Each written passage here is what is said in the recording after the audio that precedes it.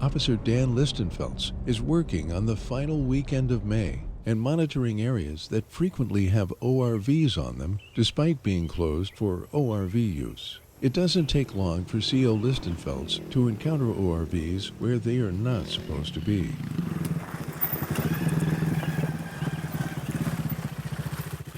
How's it going? Yeah, how are you? Are you by yourself? No, my friend's right behind me. Okay. Where did you guys come in at? I'm sorry? Where did you guys hop on here at? Oh, way down there. Right by Sheridan Valley Road down there? I'm not sure the road name. Okay. You see all the ORV closed, no ORV signs? Oh, no. Turn around. They're all along this power line. You had to, no matter where you came on, and you drove at least a couple of them. It's my first time ever Okay. riding a dirt bike.